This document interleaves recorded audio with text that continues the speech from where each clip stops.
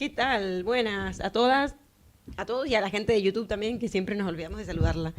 ¿Qué tal, Paola? ¿Cómo vas para este tema de hoy? Bueno, primero, cansada. Sí, estamos cansados. Hoy, Esa es la verdad. Esa sí que es una verdad. hoy tuve mi primer seguimiento de tesis doctoral. Me fue Enhorabuena. bien, Enhorabuena. pero hablé de filosofía todo el día y ya estoy como, ay, pero no importa, la filosofía nos mueve. Y justo quería contar brevemente una anécdota frente a la verdad que nos puede poner in situ. A ver. Yo en este momento estoy, queriendo ganar visibilidad en la universidad por temas posteriormente laborales, así que pues uno tiene que hacerse el espacio. Entonces, fuera de planear mi presentación de tesis y tener aparte el adelanto de este primer año, me dio por meterme en el comité organizador de unas jornadas de doctorado, o sea, de una jornada para los doctorandos que se hace después de la sustentación. Bueno, me metí en el comité organizador, La cuestión es que tras de tratar de sacar dinero, porque las universidades públicas a veces son un poquito tacañas, conseguir todo el dinero. Bueno, el punto es que se supone que no iba a haber tanta visibilidad, entonces yo me puse a hablar como con personas para que promovieran. No nos habían dicho hasta el momento que solamente era para personas del doctorado. Yo me puse a hablar con varias personas para promover que se mandara el link a muchísimas más personas. Pues nada, luego me dijeron directamente de la facultad que no, que esto era solamente para doctorandos y que habían registradas personas que no estaban matriculadas en el doctorado en educación, así que me tocaba escribirles y decirles, mira, no puedes ir. Y bueno, vale, voy a escribir. Había escrito un correo muy formal diciendo, mira, hubo una confusión, la verdad, por supuesto, pues porque lo era. Cuando una profesora me dijo, pero ¿por qué te complicas? ¿Por qué no dices más bien que se canceló? Y yo dije, pues me lo está diciendo una superior, ¿no? También con la relación de la verdad con la autoridad es importante destacar en este punto. Y yo dije, vale, quité todo mi correo que justificaba muy bien el porqué de la situación y puse, las jornadas han sido canceladas. Pues nada, lo envié con copia. Ahora la gente se está enterando que era mentira, ¿no? No, es que después me tocó. Entonces, lo envié con copia a pues las personas que estaban en el comité organizador y sobre todo quien me había dicho que no podían venir más personas de diferentes lugares y ha pegado el grito en el cielo porque dijo, ¿cómo así que se canceló? Yo no, realmente es que no se canceló, pero entonces me dijo, pero entonces ¿por qué mientes? Si yo, ahora ¿cómo le voy a decir que una colega de ella me dijo que era preferible que mintiera? Claro. Es que el decano de la universidad me Sí, dijo que... no, y aparte que es una colega que es su mentir. par, o sea, su par académico par. Bueno, la cuestión es la relación con la verdad y la autoridad. Simplemente mandé un correo pidiendo excusas, diciendo perdón, hubo una pequeña confusión, no se canceló, es que ustedes no pueden venir. Pero bueno, justificando los motivos. Bueno, a veces hay que decir que la mentira nos saca de situaciones muy incómodas o que incluso puede a veces ser un arma que podemos utilizar en ciertas ocasiones, ¿no? Para salir bien parados. Eso es una realidad. Si digo, y acá me entro en la... No nos hemos presentado, pero no importa. Si digo... Yo no miento, dice Lacan. Si digo yo miento, entonces miento. Y entonces, por tanto, digo la verdad, ¿no? Es como que hay un enredo aquí. O sea, si yo miento y digo que miento, entonces digo la verdad. Entonces, para el psicoanálisis lacaniano, podríamos decir que la verdad siempre va a estar vinculada a algo del orden de lo engañoso y que tiene un cierto carácter de ficción. Entonces, claro, hablar de la verdad es imposible sin hablar también de la mentira o del engaño que a veces se oculta en la misma verdad, ¿no? Y esto lo vemos no solamente quizá en la vida cotidiana, sino, bueno, también en la clínica y en general en nuestro día a día, quizá, ¿no? ¿Cuántas veces nos mentimos? Porque en este caso fue una mentira consciente, ¿no? La clase se ha cancelado para no hacer sentir mal a nadie o lo que sea. Pero ¿cuántas veces también cuando creemos que decimos la verdad nos estamos mintiendo? O estamos mintiendo, ¿no? Pero no por intencionalidad o no conscientemente, sino de una manera inconsciente. Yo venía de camino aquí y recordaba que cuando me vine a vivir a España, digo España porque no vine directo a Barcelona, fui a Madrid primero, a Madrid. Me fui de Argentina y dije que venía 6 meses. Entonces me acuerdo de una conversación con una amiga en la que le dije, no, me voy 6 meses y vuelvo. Y mi amiga me dijo, no, no vas a volver. Yo le dije, sí que voy a volver. O sea, digo, vos no me conocés. Le dije, por supuesto que voy a volver en 6 meses. Y bueno, aquí estoy 10 años después. Han pasado 10 años. Han pasado 10 años y sigo aquí. Claro, en su momento, esa era la verdad. Esa era mi verdad. La verdad es que yo quería y creía que volvería en 6 meses. Pero la verdad quizá tiene algo de mutable o de cambiante, ¿no? Eso también es lo que pensaba. Es decir, no es algo quizá cerrado. No es que le mentí tampoco. o es que me mentí a mí misma, no lo sé. Yo creo que en ese momento mi verdad era que yo quería volver en 6 meses. Después, evidentemente, las circunstancias y la vida y todo fue cambiando. Esto creo que pasa a nivel interno y también pasa a nivel social, ¿no? Constantemente estamos, de alguna manera, engañando, y esto tiene mucho que ver con el tema, que es el segundo apartado, ¿no? Que es el tema de la información, infoxificación, como se le llama hoy en día, que ha decantado en esta palabrita también de la fake news, ¿no? Como la cuestión sería, dentro de todo este mar de información, ¿cómo podemos definir qué es la verdad y qué no? ¿Quién determina qué es la verdad y qué no? ¿No? Como un poco... Y ahora, si quieres, nos presentamos. Mucho gusto. ¿Qué tal? Somos Paola Fernández, doctoranda en educación y filósofa, y yo, Florencia Franco, psicóloga y psicoanalista. Y en ese orden de ideas, eso es bastante problemático porque se suponía inicialmente los filósofos lo que estaban intentando buscar era la verdad, y la cuestión es que ahora, pensándose la verdad de un modo relativista, realmente la verdad depende del espectador o de quien enuncia el discurso de la verdad, más allá de una verdad objetiva. Una de las grandes cuestiones, por ejemplo, quien empezó a hablar de la verdad fue Parménides, y Parménides decía... Bueno, había un contexto en ese momento que estaban los filósofos de la naturaleza buscando el principio constitutivo de todas las cosas, y Parménides empezó a decir, pues que lo importante es determinar qué es el ser y cómo lo podemos determinar, o podemos determinar el ser de cara a la verdad. Y tiene un poema, de hecho no es poema, le llaman poema o proemio, pero no está en verso ni es poema ni nada, pero le llaman así, que narra como una metáfora de una persona que está en un caballo y que quiere dirigirse a las puertas de la verdad, y se encuentra con dos caminos, el de lo que es y es imposible que no sea, y el de lo que no es y no es posible que sea. El de lo que no es el de precisamente la opinión, la doxa, lo que la gente cree, y el de lo que es se supone que nos conduce al camino de la verdad. Esto, por ejemplo, lo heredó Platón, y Platón empezó a pensar que hay unas cosas que son inteligibles, eternas, que no son inmanentes a las cosas, sino que son trascendentes, llamadas las ideas, y que de alguna forma las ideas le daban sentido a la realidad. Entonces, por ejemplo, si yo tengo aquí un lapicero, un esfero, un bolígrafo, puedo en este momento quitarlo y tener otro, pero a la hora del té, lo que realmente hace que el bolígrafo sea bolígrafo es que participa de la idea, un elemento que escribe con tinta, por ejemplo. En ese orden de ideas, todas las cosas sensibles y contingentes pues pueden ser eliminadas. El problema entonces, y ahí digamos esa idea de verdad va a acompañar a la filosofía, y no solamente a la filosofía, también a la ciencia. O sea, desde la física newtoniana, acción, reacción, causa, efecto. Entonces, si yo tengo un efecto, puedo predecir su causa como si fuera un hilo que de alguna manera vinculara la causa con el efecto. Si sabemos que el lapicero está sobre la mesa, es porque alguien lo puso allí, es porque, o sea, tiene que haber una causa para ello. Luego nos dimos cuenta, tanto la filosofía como la ciencia, como en general, como el conocimiento humano, que esa búsqueda cartesiana, platónica, o sea, esa búsqueda por la verdad era bastante problemática. Y para no poner tan pesado esto, de eso, de hecho, se van a dar cuenta filósofos como Gadamer y como Foucault. Voy a anunciar primero a uno que va de la mano con lo que estaba planteando ahorita Flor, y es Foucault. Foucault se da cuenta, en un texto sobre todo lo habla, que se llama La verdad y las formas jurídicas, que la verdad tiene un carácter de discurso, es decir, la verdad está acompañado por un relato que enuncia la verdad. Y bueno, lo hablarán también otros filósofos que podemos comentar un poquito más tarde, como Riquet, como Gadamer. Pero la cuestión es que la verdad entonces tiene un carácter más normativo que hasta legal u objetivo. O sea, ya no tiene un carácter trascendente, porque bueno, fácil decirlo con el lapicero, bueno, cosa que escribe, y las acciones humanas. O sea, ya las acciones humanas se quedan sin ese garante objetivo. Y la cuestión entonces es que al tener un carácter normativo y no tanto legislativo y no tanto, digamos, objetivo, es que lo establecemos entre todos.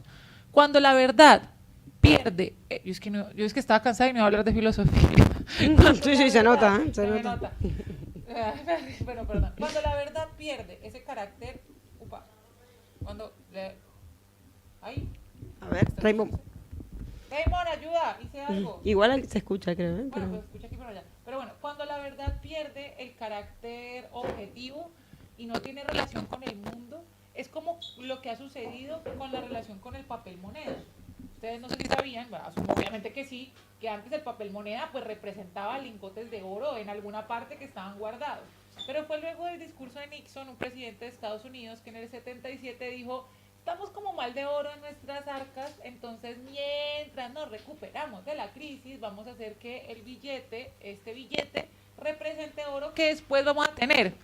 Y entonces, entonces de ahí, pues todos los países dijeron, pues lo está haciendo Estados Unidos, why not? Y de ahí tenemos, o sea, trabajamos todos los días por un billete que en sí mismo no representa más que céntimos y le damos la vida a algo que realmente no representa nada más que la ilusión y la esperanza y la promesa que tiene un Estado frente a ese hijo de papel. A la larga, cuando todos coincidimos en una verdad, finalmente, como es la coincidencia de todas las opiniones y de todo lo que todos establecemos, pues ¿quién me va a decir que no? Yo puedo decir, esos 50 euros de esos billetes no valen nada. Ah, bueno, regálemelos, gracias. Pues si no le valen nada, pásemelos. Pues claro, todos hemos establecido como verdad que eso vale eso. Y esto es relacionado con lo que planteaba Foucault, con este orden del discurso. Total, y este relato de que dices, ¿no? En el cual que dices que acompaña la verdad, ¿no?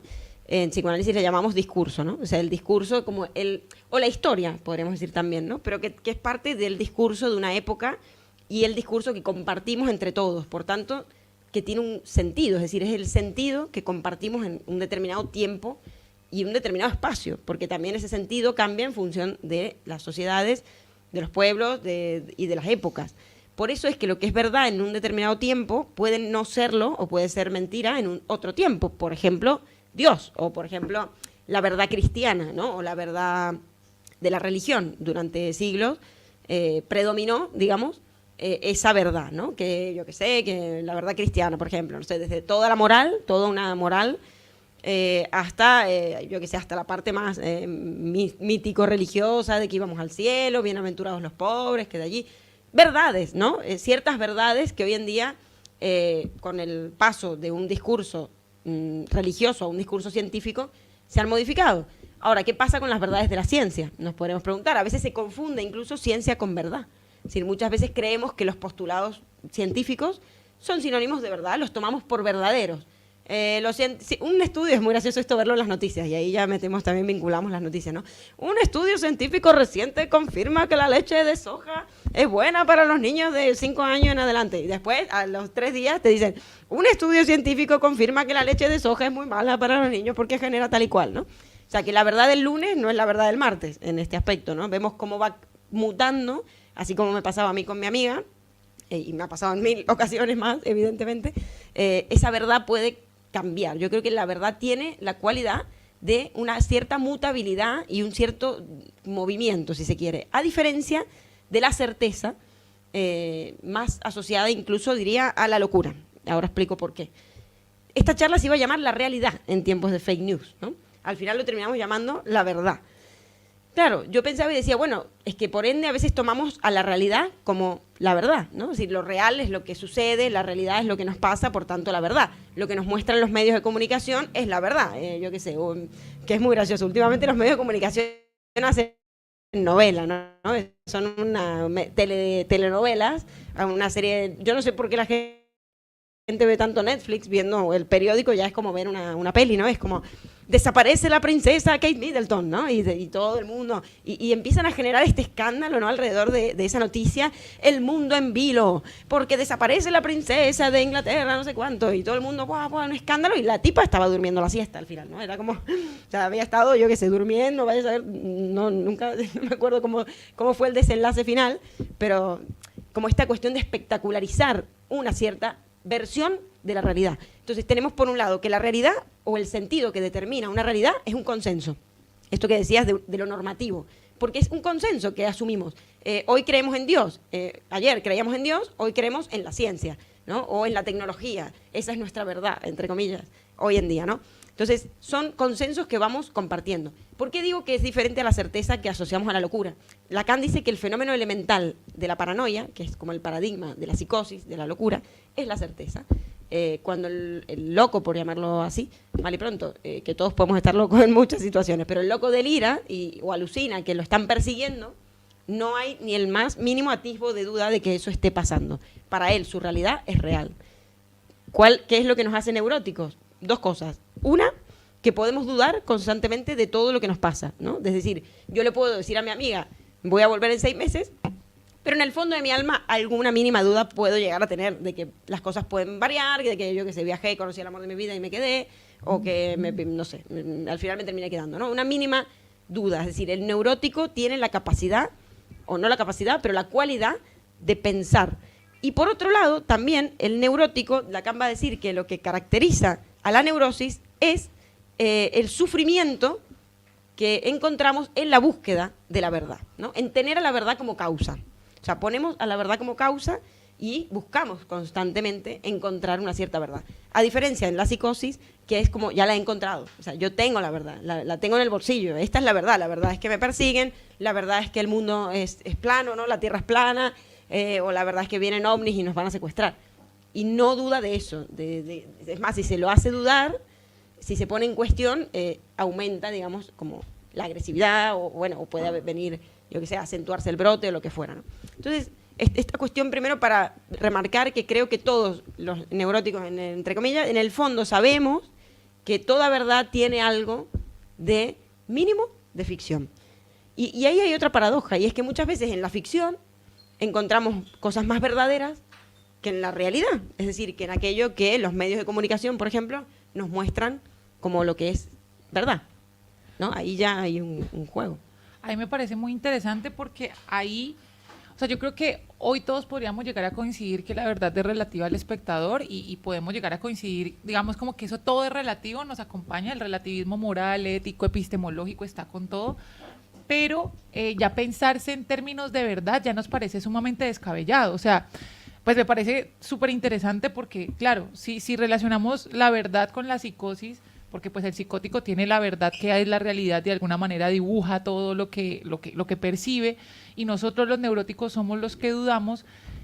Es muy curioso porque, por ejemplo, toda la historia del pensamiento, hasta, no sé, filósofos que empezaron a dudar de todas las estructuras, los filósofos de la sospecha que empezaron a dudar de todas las estructuras como Nietzsche, Freud, Marx, hasta ese punto se buscaba la verdad desde la objetividad, o sea, se buscaba la verdad como lo normativo. Hoy en día nosotros dudamos de la verdad como lo normativo, que me parece importante, porque precisamente la verdad es una serie de códigos. Sabemos que la idea de verdad acompaña más una serie de códigos que nosotros establecemos para que algo sea acorde a. De hecho, un filósofo contemporáneo, George Gadamer, padre de un movimiento filosófico que se llama la hermenéutica, que habla sobre la comprensión de...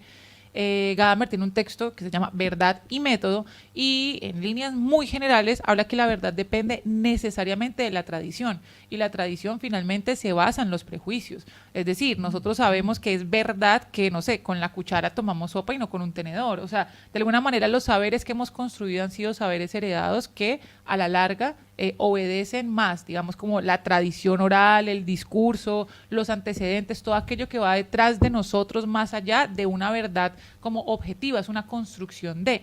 Pero la cuestión es que ese paradigma es muy contemporáneo. O sea, la filosofía clásica, por ejemplo, lo primero que quería eliminar eran los prejuicios. Tanto es así que la gran telenovela en filosofía, porque a los filósofos les encanta encontrar como yo te odio a ti, tú me odias a mí, hasta la modernidad eran uno en contra del otro. Como hacen roast. Sí, exacto, el roast. Ajá. El roast filosófico. Y el roast era Sócrates sofistas, ¿no? Sócrates siendo como el que encaraba la verdad, existían las verdades absolutas, y de hecho para Sócrates la verdad existía desde antes, existía nuestra alma. Y por eso utilizaba la mayéutica, porque lo que hacía era extraerla para que nosotros la recordáramos. O sea, tanto era la verdad objetiva que existía desde siempre y estaba en nuestra alma, pero la habíamos olvidado y el ejercicio era recordarla. Como una priori, una especie de verdad como a priori. Como una priori. Pero causa también. Su contraparte, su antagonista de la novela, de la filosofía, fueron los sofistas, encarnados sobre todo por Protágoras y por Gorgias. Y ¿cuál era lo malo de los sofistas? ¿Qué era lo malo de los sofistas? Que para ellos la verdad dependía de quien enunciara el discurso y lo hiciera bien. Y le enseñaban a los políticos sobre gobernar, y les enseñaban sobre retórica, erística y oratoria, que era literalmente el arte de convencer.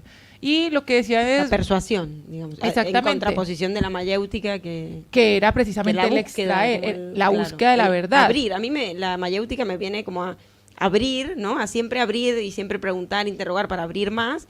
La persuasión ya va más bien como algo del convencer. del convencer, el imponer, persuadir justamente, ¿no? Como Y ahí viene seducir. una frase de Gorgia, de Protágoras, perdón, que Seducir para llevar hacia, perdón, solo eso. Sí, sí, Que sí, lo sí, habíamos sí, visto sí. en otra tertulia. Era como persuadir, era llevar hacia un camino determinado. Tenía que ver con la seducción. sí, como con encaminar. Pero es como una verdad, hay un bien, una idea de bien. Claro, ahí, claro, como porque detrás. finalmente el bien es, pues en este caso de los sofistas, era poder enseñar a un gobernante cómo gobernar para que se estructurara la sociedad. Tanto así que Protágoras tiene una frase que ha, digamos, como sido la consigna del relativismo, y es: el hombre es la medida de todas las cosas. Y es que, dependiendo de cómo el ser humano determine la realidad, pues así es la realidad. O sea, si yo le pregunto a un toro cómo es su Dios, pues precisamente, muy probablemente va a ser un Dios toro. Así como nuestro Dios es un Dios humano y tiene los 5 dedos de los Simpsons, y bueno, es un Dios como arquetípica, tanto así que los dioses griegos hasta tenían los mismos dramones que tenemos nosotros, pero de alguna forma nosotros hacemos la medida de la realidad. Esos personajes, los sofistas, eran los antagonistas del quehacer riguroso del pensamiento.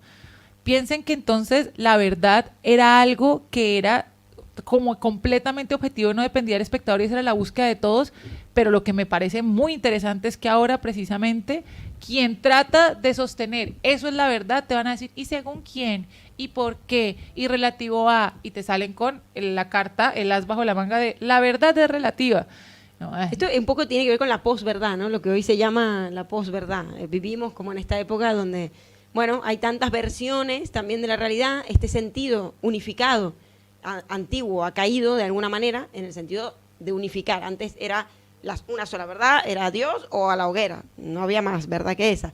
Hoy en día hay tantas versiones de la realidad que creo que justamente por eso se le llama una época en la cual hay una posverdad, que también el término de posverdad tiene relación directa con la información, porque en realidad se dice que la crisis, o sea, que la posverdad es una crisis producto de la circulación de tanta información, donde en realidad ya no sabemos qué es verdad y qué no, ¿no? Es decir, que bueno, que esa es la cuestión, que como venimos diciendo, toda verdad puede ser mentirosa, ¿no? O sea, como que la verdad puede mentir todo el tiempo. Es decir, no hace falta, a veces es como muy obvio, pero en otras ocasiones no tanto. Y como no hay un sentido regulador de verdad hoy en día, creo que a veces se hace más dificultoso entender, no sé, estamos como perdidos en ese aspecto, ¿no? Como más desorientados, si se quiere.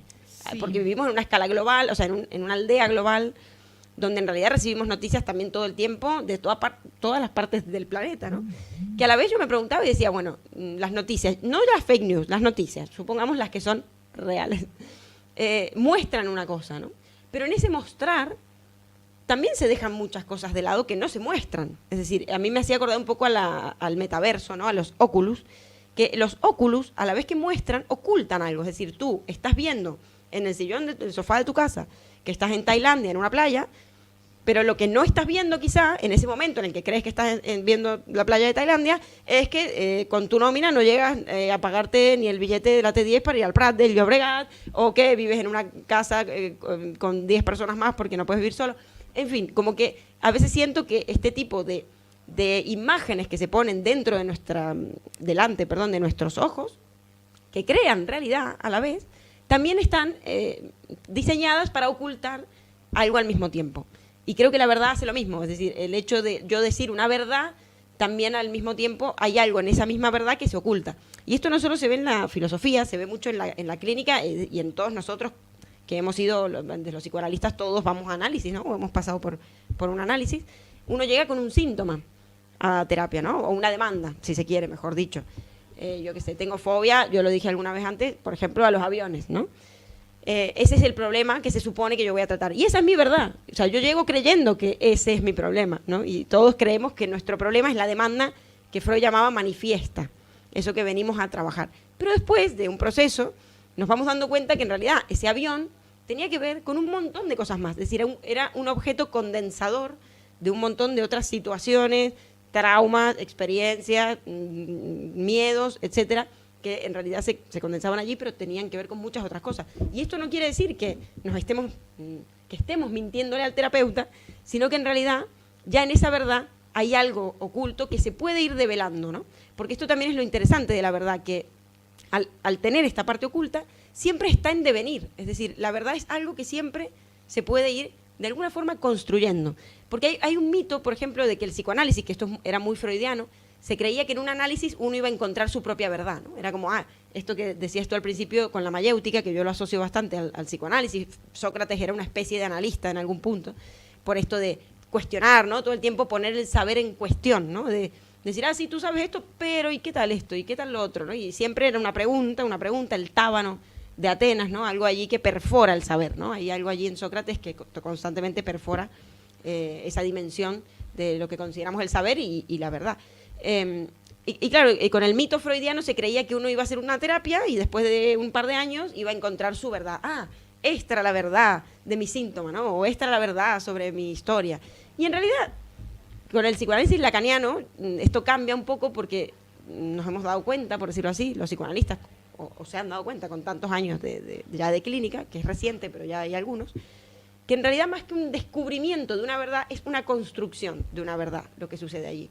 Una verdad que obviamente va a tener un cierto carácter de ficción, porque dos hermanos, por ejemplo, pueden haber vivido la misma experiencia traumática en la infancia, pero recordar la escena traumática con dos relatos completamente diferentes. ¿Quién miente? ¿Mienten? ¿O es que realmente cada uno vivió esa escena desde una perspectiva tan distinta, desde su propio fantasma, desde su propia realidad fantasmática, y por tanto construyeron dos relatos que varían bastante de un mismo hecho? ¿No? O sea, esto pasa también en las familias todo el tiempo, nos damos cuenta, ¿no? Como que seguramente con hermanos, con los padres mismos, ¿no? ¿Te acuerdas de esas vacaciones que tuvimos tal? No, pero es que yo me acuerdo que habíamos hecho tal. Y bueno, y allí es como una especie de difícil a veces discernir, pero en realidad yo creo que es esto, porque la realidad, si se quiere, o el pasado o la historia, no es un hecho como tal, no es algo objetivo, sino que, bueno, ya está filtrada por la realidad psíquica. Es decir, la realidad es psíquica, de alguna manera. No hay una realidad objetiva y por tanto no hay una verdad objetiva. De hecho, ayer hablando con mi hermano, que me encanta filosofar con él, me decía, no, la verdad no es objetiva, es efectiva, me decía mi hermano. Me pareció muy interesante. Como que cumple una función, la función de que podamos siempre estar también buscando algo, ¿no? O sea, cumple una función allí. Pero yo creo que cumple una función social reguladora, o sea, nosotros establecemos qué es la verdad de alguna manera para llegar a cierto acuerdo en una comunidad de participantes de esa verdad y no tener problemas al respecto. O sea, si uno está, no sé, es verdad que, yo siempre termino mencionando la izquierda y la derecha, pero lo digo simplemente a veces como un meme, pero la verdad me dio cierto, para mí pues. No sé, la izquierda busca el apoyo de las minorías y es más demócrata. La comunidad de alguna manera que establece eso como la verdad puede llegar a coincidir en eso y en tanto coincide en eso puede llegar a vivir una vida en comunidad. De ahí para adelante los que no están fuera de esa comunidad de verdad. Entonces yo lo que creo que también es, a ver, la verdad obedece dinámicas de poder, eso es como esencial y sobre todo que ya no, digamos, pensarse en términos de una verdad totalizante, verdad entendida como algo que describe el todo, es que ya es imposible, es que de hecho en la filosofía los filósofos hasta Heidegger, filósofo contemporáneo, pero pues que ya murió hace unos buenos años, trataban de hacer sistemas filosóficos que con un mismo planteamiento describieran toda la realidad y luego se dieron cuenta que es imposible con una misma forma de concepción de mundo poder describir todos aquellos fenómenos que se atraviesan. A mí por eso me parece tan interesante las posturas de la fenomenología. La fenomenología es una corriente filosófica que estudia los fenómenos. Logía viene de estudio, fenómeno de aquello que se me aparece. Entonces lo que estudia es lo que me muestra el objeto, ¿sí? Lo que yo puedo llegar a interpretar de él.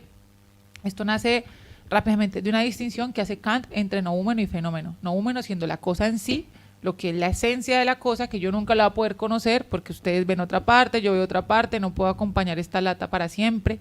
Y fenómeno siendo lo que se me ofrece a mí, mi interpretación.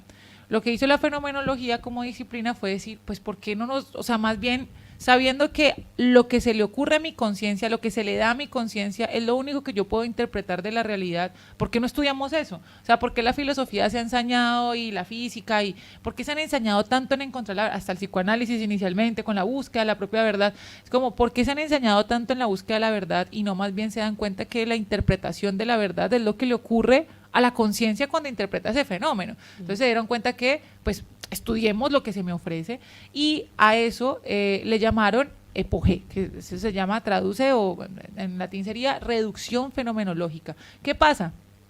Que si yo me pongo a dudar toda la realidad, que es dudable, o sea, yo no sé si ustedes están, yo la verdad hoy estaba muy cansada, duras penas dormí, yo no sé si estoy ahí medio dormida y ustedes son un holograma, yo qué sé, estoy aquí variando, y yo qué sé, o sea, realmente, no lo sé, es que yo no puedo objetivamente determinar que ustedes existen si nos metemos en ese problema y nos metemos en la Matrix. Pero lo que entonces dijo Husserl es que no nos metamos en ese problema, ¿por qué no más bien yo hago una reducción? Yo parto del hecho que no sé si lo que hay afuera a mí, lo que es trascendente es algo que trasciende a mí, o sea, que está fuera de mí. Todo aquello trascendente yo no tengo ni idea si existe o no. Bueno, digamos que sí, pero al menos lo puedo interpretar. Entonces, aquello que se me ofrece lo voy a interpretar. Por eso, de hecho, la fenomenología ha sido tan interesante para estudios con personas con trastornos esquizoides. O sea, ¿cómo podemos estudiar la realidad de una persona que no comparte realidad, desde su realidad? Entonces, a mí por eso la fenomenología, me parece ese método, me parece muy interesante para pensarse la verdad. Y es que realmente ya nos damos cuenta que la verdad depende de varios elementos. Uno, ya poner la verdad depende, ya lo pone en términos relativistas. Ahí lo pone de cara a un espectador. En tanto lo pone de cara a un espectador, lo pone de cara a un relato y un discurso. Y el relato y el discurso, es decir, lo que se dice está atravesado ¿por qué? Por la mirada. Y la mirada, que ya lo hemos visto, está, digamos, determinada, atravesada, estructurada por, digamos, una contemplación personal y autónoma. Y volvemos al relativismo. Sí, y es algo que la ciencia misma ha probado científicamente. Con el principio de Heisenberg, por ejemplo, ¿no? Que dice que un observador ya altera de por sí aquella partícula que mide, ¿no? De alguna manera como que interviene en aquello que intenta medir. Ya hay algo allí de poner en el foco, ya no solo poner el foco no en el objeto, en la realidad objetiva, sino en la propia visión subjetiva de aquel que intenta hacer ciencia o está investigando un fenómeno, ¿no? Y después también se me venía Nietzsche, creo que Más allá del bien y del mal, no me acuerdo, pero que decía, tenemos ciencia en la medida en que nos hemos dispuesto a creer en el testimonio de nuestros sentidos. Es decir, en el momento en que creemos y tenemos fe incluso en lo que vemos y en lo que contemplamos y que creemos que aquello que vemos es aquello que es, entonces tenemos ciencia. Pero bueno, ¿hasta qué punto esto, claro, no está filtrado ya? O en la Gaia, por ¿no? Un montón de cosas. O en la Gaia Ciencia, puede ser. Sí, no me acuerdo, pero sé que lo dice en alguna parte. Pero bueno, todo eso que vemos y que tomamos a veces por verdad está enormemente contaminado, mezclado con un montón de cuestiones, ¿no? Personales, de la historia propia, igual que la historia, ¿no? Porque también podemos hablar de la verdad en la filosofía, la verdad en el psicoanálisis, la verdad en la historia, ¿no? Benjamin y María Zambrano también va a hablar bastante de esto, ¿no? De aquello que tomábamos como la verdad universal, la historia universal, bueno, como la verdad universal de la historia, en realidad es una versión de la historia y la versión de los vencedores, es decir, la versión de aquellos poderosos o aquellos que con una motivación regulan o crean también realidad. Y acá lo asocio de nuevo con el tema importante de la fake news y de los medios de comunicación en general. Hoy todo es fake news para mí, o sea, todo es fake news, casi todo es fake news. Creo que veo más realidad cuando salgo de mi casa y hablo con la gente y escucho a la gente que lo que veo en los periódicos, que ya realmente creo que intentan más vender algo y crear espectacularización de cosas que suceden o que se exageran también de lo que sucede, pero porque intentan vender. Es decir, también estamos en un mundo en el cual los medios de comunicación ya no, como quizá cuando empezaron, ya no intentan de alguna manera plasmar lo más objetivamente posible aquello que acontece, sino que también intentan generar espectacularización para ganar usuarios. Verán que los periódicos últimamente son todos de pago, es decir, La Vanguardia, El País, El Periódico, todos son de pago, hay que suscribirse. Es decir, todos somos suscriptores, consumidores de información. Y claro, ¿qué quieren? Vender. No importa tanto si esa es la verdad o no. Yo creo que acá a nadie le importa la verdad, por eso quizás el mundo de la posverdad también. A nadie le importa la verdad, lo que importa es vender, generar escándalo, ¿no? Vieron lo que pasó ahora hace poco con Taylor Swift también, ¿no? Pongo estos dos ejemplos, el de la reina, de la princesa Kate, y el de Taylor Swift también. No hay persona que no hablara de Taylor Swift. Yo no sé ni quién es. O sea, sé que la debo conocer o debo haber escuchado algún tema. Pero escuchaba tanto hablar de Taylor Swift. Y veo el periódico y la era Taylor Swift, no sé qué. ¿Qué es la depresión post-Taylor Swift, el concierto de Taylor Swift? ¿Vieron esto, no? Que hay una depresión. Yo me preguntaba hasta qué punto, ¿no lo viste? Se ve que mucha gente, después del concierto que dio en Madrid, si no me equivoco, hizo 2, creo. En el Bernabéu. En el Bernabéu, que lo llenó, que fue la era Taylor Swift y tal. No digo que sea ni mala artista ni buena, no la conozco. Las Swifties, y todos unos significantes también que vienen a añadirse a este fenómeno, podríamos decir. Pero bueno, después del concierto, al parecer mucha gente cayó en depresión. De pronto por toda la plata que se gastaron para ir, ¿no? Eso le daría un poquitico de sentido, ¿no? Fundidos. 600 pavos para entrar a una... Buah. Comiendo hidrato de carbono hasta fin de año por haber ido a ver a Taylor. Bueno. A punta de papa, eso ahí. Claro. Pero yo decía, ¿hasta qué punto esto no está creando también esto que intenta decir, ¿no? De repente un adolescente que fue a ver a Taylor Swift, ese día siguiente abrió el periódico y vio depresión Taylor Swift y se sintió deprimida, ¿no? Puede haber pasado. O al menos aumenta. O si una se sentía medianamente deprimida, que creo que esto puede que haya pasado, porque siempre esto hemos hablado del deseo muchas veces, que se cumple algo que deseábamos, vamos a la fiesta de nuestros sueños, el viaje que soñábamos hace un montón de tiempo se realiza, compramos el coche que tanto queríamos, etcétera. Hay algo de un efecto de, no de alegría, sino de tampoco vamos a decir depresión, pero de angustia, sale la angustia ante la realización del deseo, porque es la muerte del deseo lo que tenemos allí. Entonces, a este fenómeno se le hizo tanta espectacularización que yo creo que hasta un cierto punto también creó aquello que decía, ¿no? Entonces creo que tenemos esta cuestión de que, por un lado, está el poder como manipulación de una supuesta verdad, que creo que se basa justamente en, por un lado, el hecho de que no haya una verdad absoluta. Es decir, que la verdad siempre, como Lacan decía, está en todo caso a medio decir. O sea, Lacan decía que, por un lado, la verdad es mentirosa, siempre tiene un carácter ficcionado, pero por otro lado, si se dice, siempre es a medio decir. Pero nunca nadie puede decir toda la verdad, porque no hay metalenguaje. Es decir, para decir toda la verdad universal, la verdad de las verdades, la verdad verdadera, tendríamos que estar por fuera del lenguaje, o por fuera del mundo, por fuera del planeta. No Tendríamos sé, que enunciarlo no con el sueño de la objetividad, que está fuera precisamente del mundo. Claro, y es que y moriríamos, porque no habría manera. Precisamente, Platón decía que para llegar a las ideas debíamos desprendernos del cuerpo, y pues significa morir. O sea, finalmente entonces para Platón filosofar era prepararse para morir. Significa que en el mundo la verdad no está. Y esto, hay un texto de Byung-Chul Han, filósofo contemporáneo, surcoreano, nacionalizado alemán, que se llama Infocracia, y habla sobre que precisamente las dinámicas de la democracia se soñaba de alguna manera como la popularización, no popularización, la capacidad que todas las personas tenían para acceder a, en este caso, pues el poder. Lo que pasa con la infocracia es que aquello que se vuelve, digamos, que todos podemos tener acceso, es el acceso a la información, pero esa información no está mediada por aquellos que accedemos a la información, está mediada por agentes externos que obedecen dinámicas de poder. Aquí, entonces, y bueno, Byung-Chul Han siempre lee a Foucault y critica a Foucault, pero realmente es Foucaultiano, pero Foucault decía pues que las instituciones regulan nuestros cuerpos y regulan el deseo y esto, y la cuestión es que lo que se da cuenta Byung-Chul Han es que no son las instituciones las que regulan los cuerpos y el deseo, es la información, o sea, es en este caso el algoritmo, y de alguna manera regula el deseo porque es que nosotros creemos que estamos deseando, o sea, Foucault decía, cuando las noticias dicen el destino más deseado este verano, y te ponen, yo qué sé, una cara ahí, de alguna manera produce deseo que la gente quiera ir a esa o que uno se venda persona. O sea, por ejemplo, no sé, digamos, yo tengo un proyecto de divulgación filosófico y monto constantemente, se llama Diarios de una Sofía, lo pueden seguir, y subo constantemente videos explicando filosofía. A la larga me gusta visibilizar la filosofía porque me gusta ese ejercicio y creo que es el ejercicio que tiene que hacer todo filósofo, educador,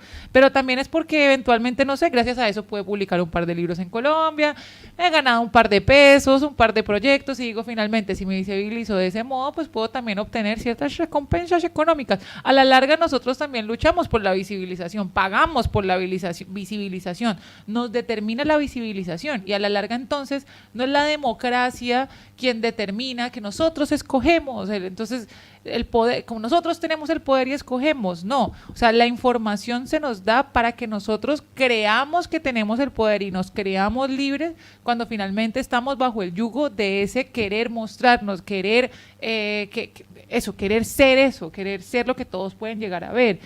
Y finalmente también las fake news obedecen dinámicas de poder, no solamente de los mandatarios, porque bueno, digamos que es malo este gobernante para que se elija el otro y para generar un rifirrafe aquí, no, sino que también digamos, estas fake news son creadas hasta para poder llegar a más visibilizaciones, o sea, para poder mostrarse más, para hacerse virales, para poder mostrarse. Como sinónimo de views, de que tengan muchos views, porque lo que importa allí es vender. Vender y a la vez lo que dices, ¿verdad? Modelar opinión pública, ¿no? Modelar la opinión, crearla, de alguna manera estructurarla. Y esto podemos poner el ejemplo de la campaña de Trump, por ejemplo, en 2016, en la que se dijo que su victoria fue, no sé, esto no sé si es verdad, lo pongo como se dijo en los medios, pero que en algunos medios, porque también allí tenemos las dos caras de los medios siempre, depende de qué leamos, encontramos una verdad o la otra, ¿no? La campaña de Trump en 2016 se dice que, que su victoria fue gracias al tratamiento de la manipulación de datos, ¿no? Y de una cierta verdad. Así como en la misma campaña se filtraron los mails famosos de Hillary Clinton, en los cuales le arruinaron la campaña, ¿no? Como este juego entre la información y con los datos, y de también que está pasando mucho ahora de filtrar información, la información se filtra y ¡pum! Aparecen cosas por ahí, y bueno, y también eso va modelando aquello que opinamos, y por tanto nos va conduciendo a una cierta opinión, es decir, a una cierta ideología, unas ciertas ideas, una cierta idea de verdad. Para ir también cerrando, bueno, porque sí, eso tiene un montón de temas. Me da risa porque nosotras empezamos, como éramos poco, y si es que no, la hacemos más corta y la estamos haciendo más larga. Es difícil hacerla corta. Y aparte es un temazo. Sí. Este tema pues tiene demasiado que decir, pero yo creo que podríamos encontrar un paralelismo, o más bien una sustitución, pienso yo, es como una suerte de hipótesis, entre el algoritmo y la tradición. O sea, ya había enunciado ahorita que Gadamer, en un texto que se llama Verdad y Método, dice que la verdad está sujeta a la tradición, a lo que heredamos como las prácticas que por medio del discurso, de la palabra, van haciendo cultura, y finalmente eso se establece como verdad. Y bueno, hasta ahí uno dice, vale, bueno, y tiene sentido pues que me enseñen a usar la cuchara para no darme con ella en la cara, eso también es importante, y o sea, hay cosas que tengo que heredar por medio de la tradición, pero yo creo ahorita que el algoritmo sustituye la tradición, porque finalmente el algoritmo te va a mostrar según lo que se supone que son tus gustos, que finalmente lo refuerzan y se vuelve como una suerte es algo completamente cíclico, pues la serpiente que se muerde su propia cola frente a tus gustos, pues a la larga va a seguir, esa tradición se va heredando desde tus gustos, generan tus propios gustos para que sigan siendo tus gustos, y a la larga te voy a satisfacer esos gustos. Una alarma, suelo tener miles de alarmas. Bueno, me callo pues. Pero entonces creo que de alguna forma la tradición es sustituida por el algoritmo. Y bueno, fake news. Muy buena frase para el debate, yo creo que ya da para un montón. Y bueno, para cerrar, solamente diría que esto que ha dicho Paola y vincular a la verdad con el poder, me recordó a una frase que había traído para hoy de Cortázar, bueno, un extracto, ¿no?, de Julio Cortázar, que dice: ¿de qué nos sirve la verdad que tranquiliza al propietario honesto? Nuestra verdad posible tiene que ser una invención. Escritura, pintura, escultura, agricultura, todas las turas de este mundo, los valores, turas, la sociedad, una tura, el amor, tura de turas, y así continúa, ¿no? Como de alguna manera dice que toda verdad posible tiene que ser siempre una invención, y por tanto siempre está a construir, y no nos dejemos engañar tanto por aquellas verdades que se nos intentan vender para consumir. Y hay una pequeña frasecita que también quería mencionar de Nietzsche, que es así, y es: ¿cuánta verdad estarías dispuesto a soportar? Una cosa que también enunciaste, y porque la verdad es dolorosa. Eso la verdad es sumamente dolorosa, o sea, si duele. Encontramos aquello... Muchas veces, no siempre, pero la verdad duele a veces. Por supuesto, y entonces precisamente creamos verdades enmascarando la verdad, entendiendo la verdad como discurso y como relato y demás, pero es que precisamente, ¿cuánta verdad estaríamos dispuestos a soportar? O precisamente nos gusta vivir de alguna forma velados por, digamos, como ese manto que nos llega a cubrir y como que obnubila la vista, porque es que cuesta ver directamente al sol. Y sin embargo, y sigo con Nietzsche, la verdad es el error sin el cual no se puede vivir. Gracias. Gracias. Con Nietzsche, a puro Nietzsche. A puro Nietzsche. Bueno, ahora pasaremos al debate. Sí, ¿seguimos de una vez o...? Sí, sigamos. Sí, ¿no? Bueno, hola, ¿qué